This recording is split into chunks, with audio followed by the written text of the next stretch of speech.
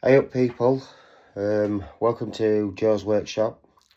Right, a big day for me is what I've gone and done is I've bought a 1 horsepower motor for my Myford Super 7, and it's got a VFD on it, controller box, and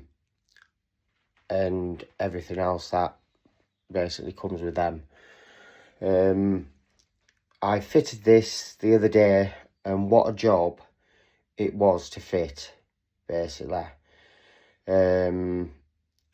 Luckily, I didn't have to make any bracketry or all that, so it's working absolutely like a dream. The reason why I've done this as well is because of the motor that I had on it was just a plain, it doesn't have what it runs by, what horsepower that is. I think it's under 1 horsepower, I think, but I couldn't miss out on this buy.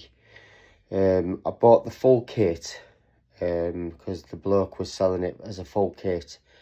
I messaged him and he said, yeah, it's brand spanking new, never been used, never been out of the box. Come with everything, the wiring, just like, you know, the standard stuff that you might think it would come with, basically, because I know out there that when you buy stuff like this, they're all imports and Chinese and stuff like that.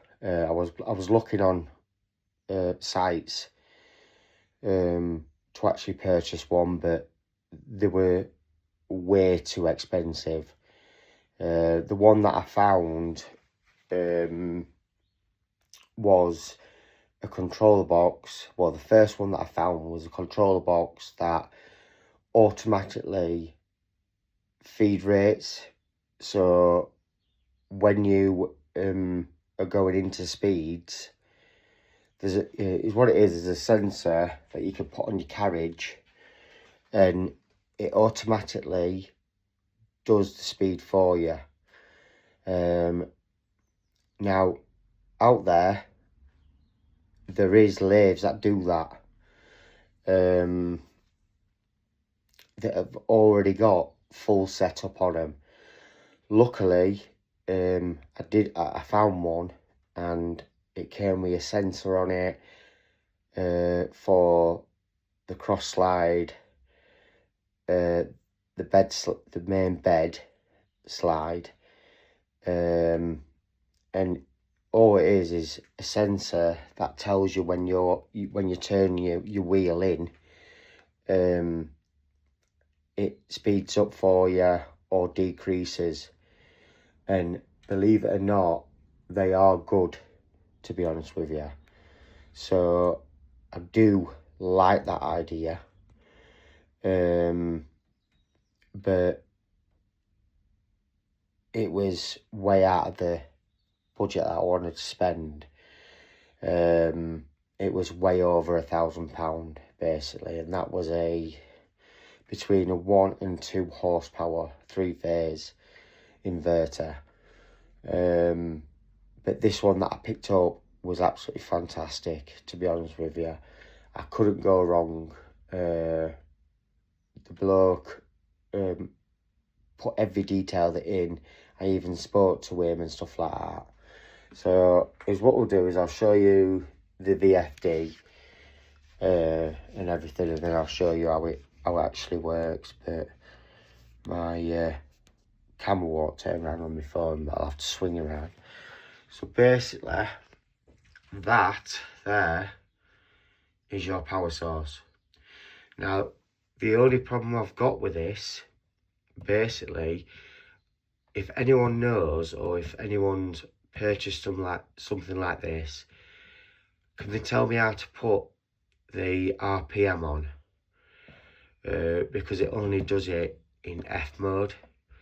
So, but yeah, that's the only fault that I've got with it at the moment. You can do different things on it, but that's what it is basically. And then you come down to your controller box. That's your controller box, forward and reverse, and it is very, very good basically. I love it. So I made these brackets just to stick it on the side. I also had to make an extra guard cover just to go over it, because what it were is the back end was open and chips used to fall down into them. So I've just got a bit of plate and I've covered the back and round of it basically, so no chips can get in there, because it's open at the back end with like a fan on to cool, just to keep the motor cool basically. So, and what it is, this is so I don't have to keep changing the pulleys on this. I can leave it at 1 and just use the variable speed on this. Now I will show you. So with this, you've got forward and reverse, right? So start it up, fan kicks in on that, right? And then all you do, I've got it in loose mode at the moment, is obviously you click the green button to start it and you wait for that to kick in. Let me just remind you as well, this has got an automatic kick out, so if you're doing a high speed and you're moving this lever to kick the it out of gear and you put it back in rapidly, it cuts it out. So we restart it, start it up,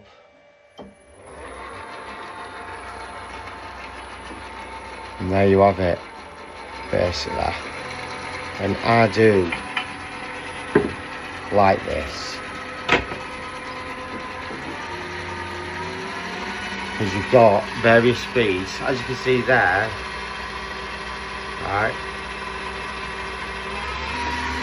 And then you've got various speeds that you go to. So I'm at 55% there, alright? 60, 65, 70,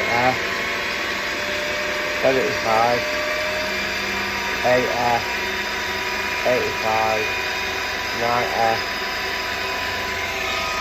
all the way around to 100.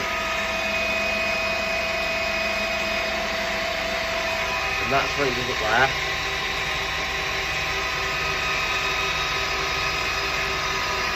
And then just slow it down.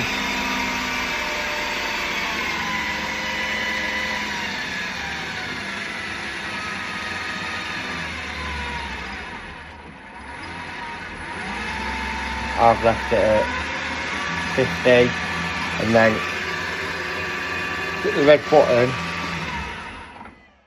automatically stops for you, basically. So that's the way I like it.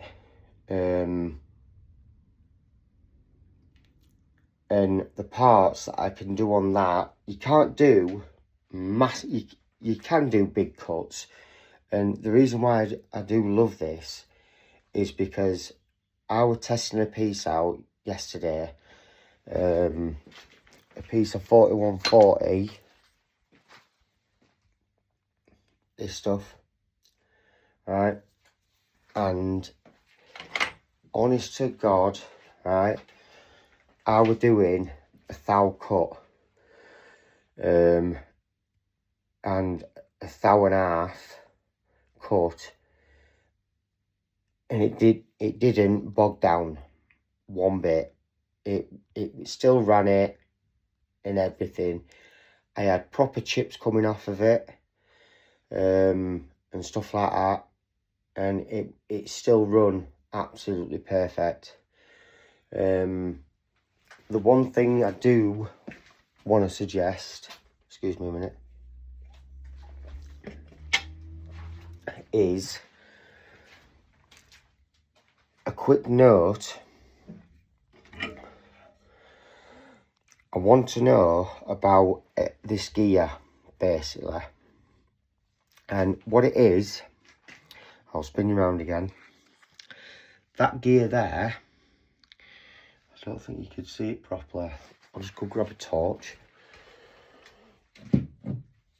Right.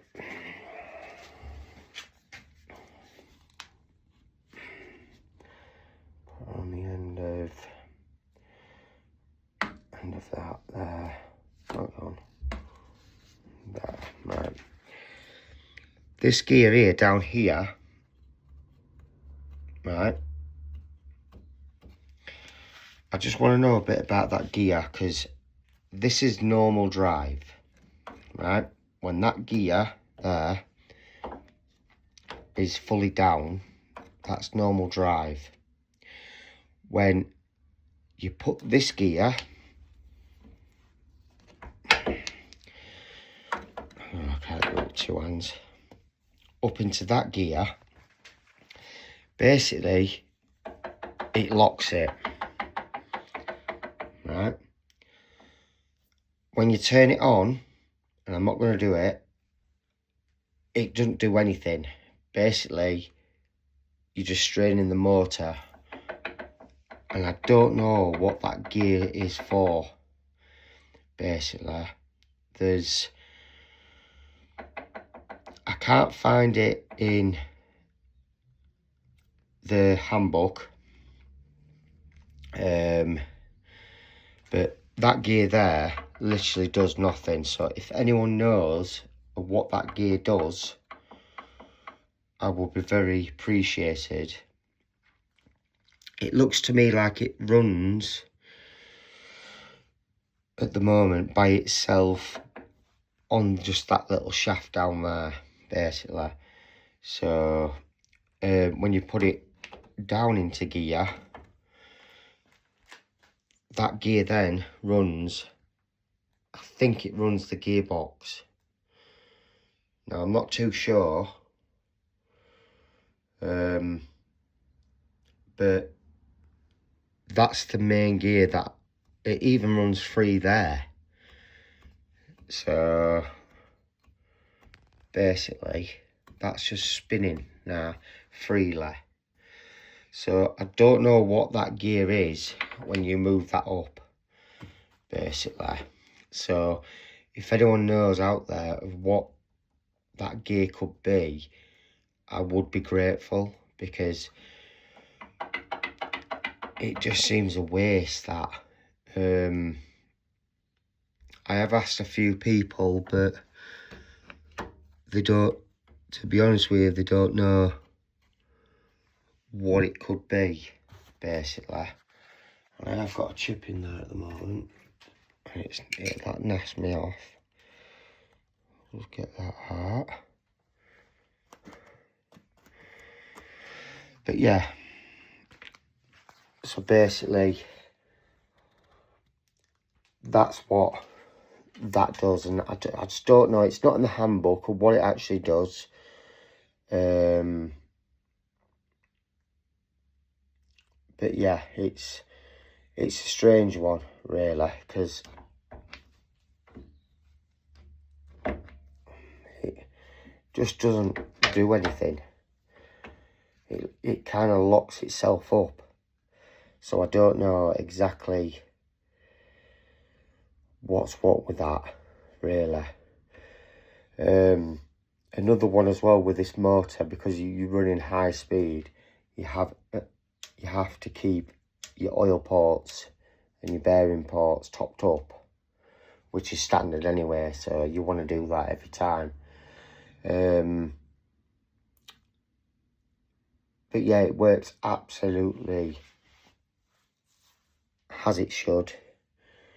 I've got a few tinkering bits to do. I've ordered some new wear wipers. I think that is basically it for what. And I can also run, I'll just point this out, I can also run biggest tooling now on this. I think it's 12mm tooling I can use on this now. Because what I did, there was a lot of people saying, oh yeah, don't shave anything off, just buy the normal tooling. The thing about the normal tooling is the crap. And some of these tooling are brand new, yeah. Some of them do work, but most of them you have to grind down to make it sharp, basically. So that's why one of the reasons I've done this, and there was a few people say to do this, is just to grind 5mm off of your tool post. And all I did was stuck it in the lathe and shave 5mm off, and it works perfectly. So now I can get what you call 12mm tooling in there, and it works absolutely fantastic. I have got bigger tooling. I think I've got 20mm tooling and all, but that is for bigger stuff, basically. But yeah, it works absolutely fantastic. I haven't got no beef with it or anything. And now that we can actually do and make some decent parts, I want to make some brass hammers and copper hammers. At the moment, brass hammers for the price of brass at the moment is very expensive. So if there's anyone out there that's either giving away or I can purchase off you, please let me know, because I'm after some brass at the moment and copper. But at the moment it has gone up. I've spoke to a few companies that do it, and they're all saying that brass is going up quite a bit this year. So and I also want to make some copper hammers as well, so there will be a future video on that coming up. But they're just a few bits that I wanted to share with you, and to show you that the standard motor that were on there, you can only take so much cut. I was doing 1.5 thou, and on the old motor, on the new motor, I was doing 1.5 thou. On the old motor, I can only do under 1 thou because it kept on bogging down.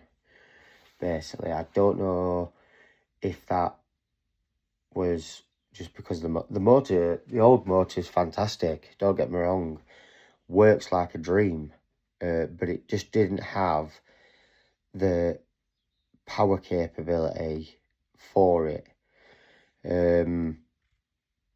It will do fine cuts, long cuts.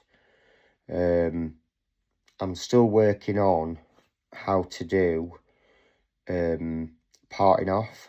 So if you've got a piece of, I don't know, 4140 you wanted to part off, I'm still working out the speeds for that. So basically, it all comes together like that, and I am gradually building myself up more better now than I first started, because I was worried that I'm going to have a crash it or whatever, but I'm getting hang of what to do, basically. In a couple of months, there is going to be a new milling machine, basically. I found one. I ain't going to reveal it just yet, but I found a machine, and it's a very, very decent price, to be honest with you. I've just got to find a way of getting it in, basically, because my yard isn't that big to move about, basically. So I might have to take the table off of it to get in, excuse me, but that shouldn't be a problem, basically. And off the same bloke as well, I'm getting the mill off. I'm going to be getting a lathe off him as well, a boxwood lathe. So basically I've got win-win with two machines, like, you know. So the milling machine is up for sale. It's on Marketplace, but if it doesn't sell, then I would keep it, and I'll be turning that into just like a mini CNC / mill, basically. That's only going to be used for aluminium anyway. But yeah, everything's moving along and stuff like that. So if anyone out there has got any brass and copper that they want to sell, or if they want to just donate to me so I can start up, I will be very appreciated. I will pay for postage, obviously. And yeah, please put a like on my video. Leave a comment if you want, just to let us know what everyone else thinks. But they're the main bits of what I've done up to now, basically. So, and there's going to be more in the future. So thank you very much. Have a nice day, and goodbye.